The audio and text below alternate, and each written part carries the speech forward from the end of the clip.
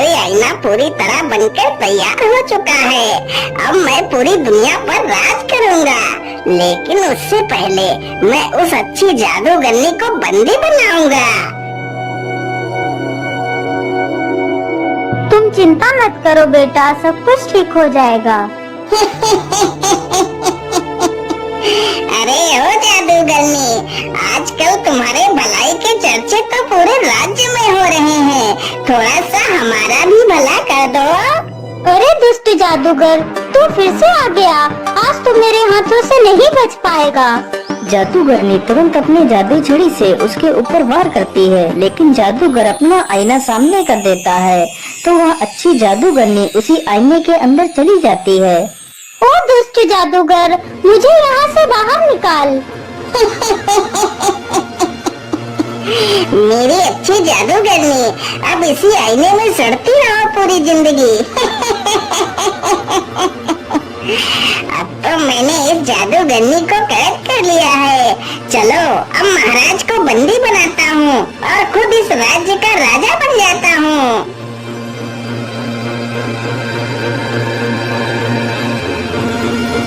महाराज, पेश करता हूँ दुनिया का सबसे अद्भुत आईना। इसमें आप अपने आप को देखकर यह जान सकते हैं कि आप कितने शक्तिशाली हैं महाराज। हाँ जादूगर, क्यों नहीं, मैं इसमें जरूर देखना चाहूँगा आखिर मैं कितना शक्तिशाली हूँ। राजा चुपचाप आईने के सामने जाता है, तभी वह उसी आईने में समा जाता है। अरे ये क्या, महाराज तो आईने के अंदर चले गए।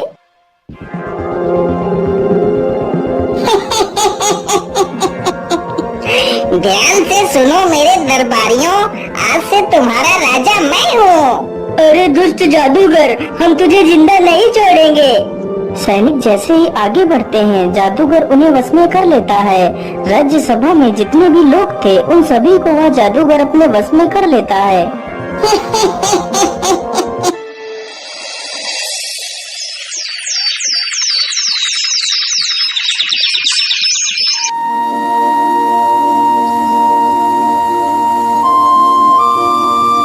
बेटा, तुम रोज रोज ऐसे कब तक भटकते रहोगे? मेरी मानो तो तुम्हें महाराज के पास जाना चाहिए। वह तुम्हें जरूर किसी नौकरी पर रख लेंगे। वह बहुत दयालु हैं। हाँ माँ, आप बिल्कुल ठीक कहती हो। आज मैं महाराज के पास ही चला जाता हूँ। इतना सोचकर रमेश एक पोटली में खाना बांधता है और राजा से मिलने के लिए निकल पड़ता है।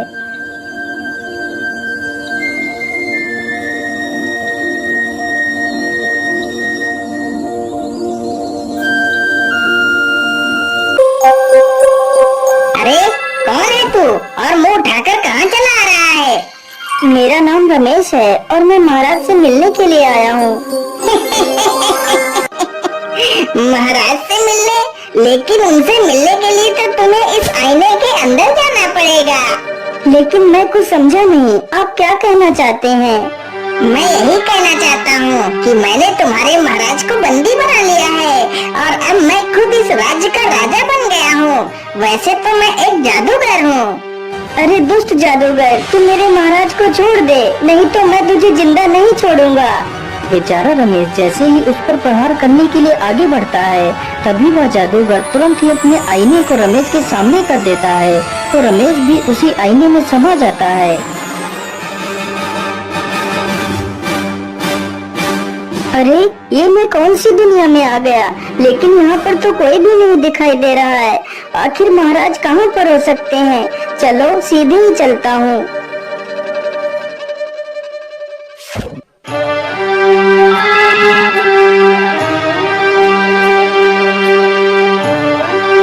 रमेश चलते चलते एक जंगल से गुजरता है।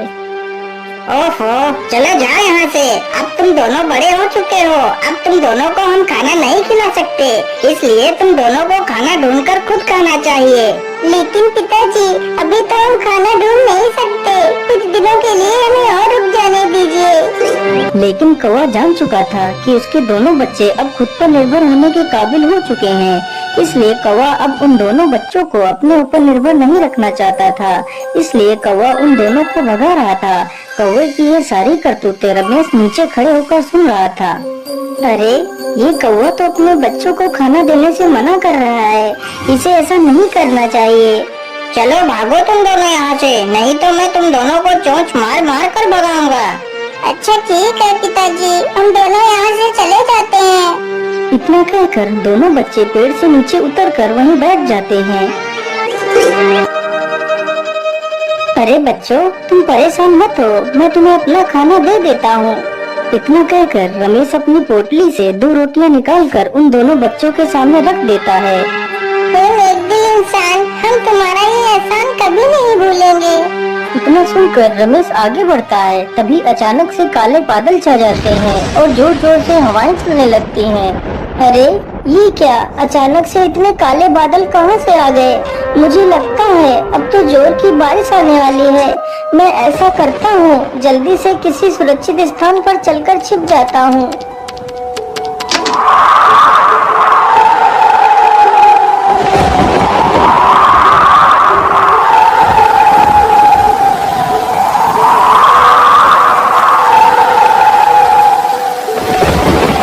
अरे उधर तो एक झोपड़ी है, चलो जल्दी से उस झोपड़ी में चलकर छिप जाता हूँ। रमेश जल्दी से उस झोपड़ी में जाकर छिप जाता है। ओहो, आज तो मैं कितना थक गया हूँ। मैं ऐसा करता हूँ, इसी स्थान पर थोड़ा सा आराम कर लेता हूँ। इतना कहकर वह जमीन पर लेट जाता है और सो जाता है। अरे भैया, जिस भले आदमी ने हमें खाना खिलाया था वह कालिया की झोपड़ी की तरफ गया है। अगर कालिया आ गया तो उस भले आदमी को वह नुकसान पहुंचा सकता है। हमें जल्दी ही उस झोपड़ी में चलना चाहिए। इतना कहकर वह दोनों झोपड़ी की तरफ निकल पड़ते हैं। वह झोपड़ी एक सर्प की थी। अरे यह मेरे घर में कौन सो रहा है? इसकी इतनी हिम्मत कि मेरे घर में सोए। मैं इसे जिंदा नहीं छोड़ूंगा। इतना कहकर वह सर्प उसे डसने के लिए आगे बढ़ता है। तभी वह दोनों बच्चे वहाँ पर आ जाते हैं और उस सर्प की पूंछ पकड़ लेते हैं। ओहो, ये इतनी जोर जोर से कौन चिल्ला रहा है? मुझे सोने दो। अरे राम राम राम, ये कितना जहरीला सर्प है। क्या करूँ क्या करूँ? रमेश तुरंत ही पास में पड़े एक पत्थर को उठाता है और सर्प के ऊपर पटक देता है, जिसकी वजह से सर्प मर जाता है। अरे बच्चों, तुम्हारा बहुत बहुत धन्यवाद। यदि आज तुम दोनों नहीं होते तो मैं आज इस सर्प के हाथों मारा जाता। इतना कहकर रमेश आगे के लिए निकल पड़ता है। वह चलते चलते समुद्र के किनारे से गुजरता है। तभी वह देखता है एक मछली पानी के बाहर पड़ी है और तड़प रही है। यह देखकर रमेश को उस पर दया आ जाती है। अरे राम राम राम, ये मछली तो समुद्र की लहरों की वजह से बाहर आ गई है। चलो इसे वापस पानी में छोड़ देता हूँ। रमेश तुरंत उस मछली को उठाता है और पानी में छोड़ देता है। अरे युवक, तुम महान हो, तुमने मेरी जान बचाई। मैं तुम्हारा यह उपकार अपने पूरे जीवन में ही भूलूंगी। तुम्हें जब भी मेरी मदद की आवश्यकता पड़े तो तुम मुझे जरूर याद करना। है मछली, मैं यहाँ पर अपने महाराज को ढूंढने के लिए आया हूँ। क्या तुम हमारे महाराज को ढूंढने में मेरी मदद करवा सकती हो? हाँ हाँ, मैं जानती हूँ। तुम यहाँ से सीधे चले जाओ, वहाँ पर एक जादुई गुफा आएगी, तुम उसी में चले जाना। तुम्हें वहीं पर महाराज मिल जाएंगे। मछली की यह बात सुनकर रमेश सीधे उसी दिशा में चला जाता है।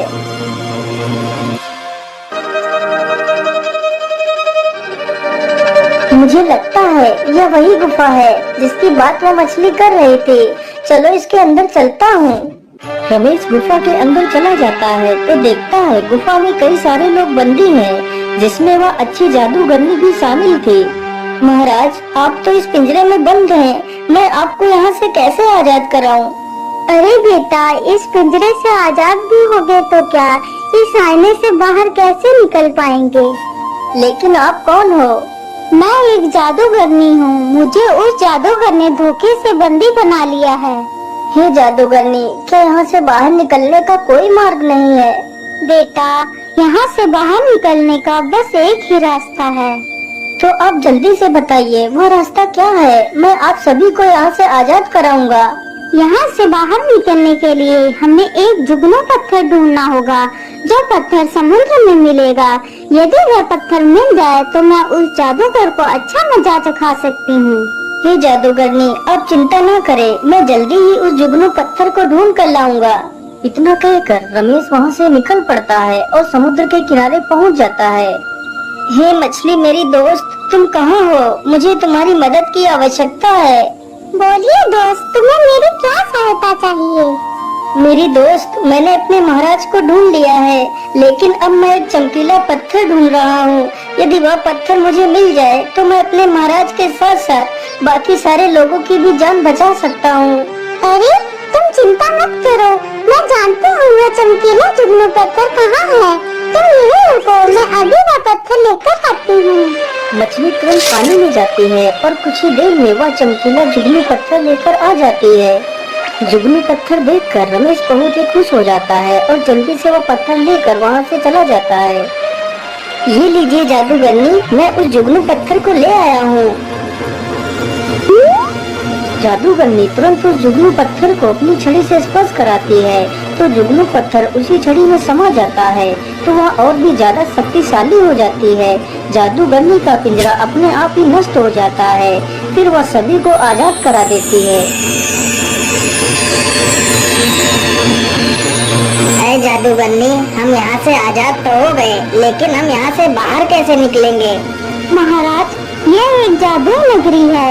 यहाँ से बाहर जाने के लिए हमें उस अनोखे झरने के पास चलना होगा। सारे लोग जल्दी ही उस झरने के पास जाते हैं।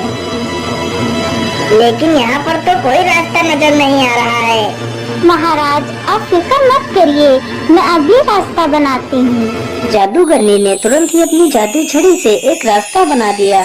फिर सारे लोग उसी रास्ते के अंदर चले जाते हैं। अरे ऐसे कैसे नहीं देगा? सैनिकों, तुम जल्दी से जाओ और मोहन को पीटते हुए मेरे पास लेकर आओ। जादूगर इतना कह ही रहा था कि तभी राजा और वह जादूगरनी तथा बाकी के सभी लोग उस शीशे से बाहर आ जाते हैं। अरे रे, ये क्या? ये सारे लोग बाहर कैसे आ गए? चलो कोई बात नहीं, बाहर तो निकल आए, लेकिन अब तुम लोग जीवित नहीं बचोगे। जादूगर तुरंत अपनी जादू छड़ी से उन सब पर अपना वार करता है, लेकिन तभी वह जादूगरनी उसके वार को रोक लेती है। अरे मूर्ख जादूगरनी, तू मेरे रास्ते से हट जा। मेरा तुझसे कुछ भी लेना देना नहीं है। यदि तू मेरे रास्ते से नहीं हटी तो मैं तुझे खत्म कर दूंगा। जादूगरनी ने तुरंत अपना वार किया तो वह दुष्ट जादूगर एक तोता बन जाता है और एक पिंजरे में कैद हो जाता है। महाराज, अब ये दुष्ट जादूगर आपको कभी भी परेशान नहीं कर पाएगा। हे जादूगरनी, तुम्हारा बहुत बहुत धन्यवाद। मैं तुम्हारे इस उपकार को कभी नहीं भूलूंगा। इतना सुनकर वह जादूगरनी उस तोते के पिंजरे को उठाती है और वहाँ से चली जाती है। लेकिन बेटा, तुम कौन हो और तुम अचानक से उस आईने में कहाँ से आ गए थे? महाराज, मेरा नाम रमेश है और मैं आपके राज्य में ही रहता हूँ। फिर रमेश अपनी सारी कहानी राजा को सुनाता है। अरे रमेश, तुम बहुत ही बहादुर हो। मैं तुमसे बहुत प्रसन्न हुआ। यदि तुम अपनी बहादुरी नहीं दिखाते तो हम कभी भी उस कैद से आजाद नहीं हो पाते। इसलिए आज से तुम मेरे विशेष अंगरक्षक हो। उसी दिन से रमेश राजा का विशेष अंगरक्षक बन जाता है।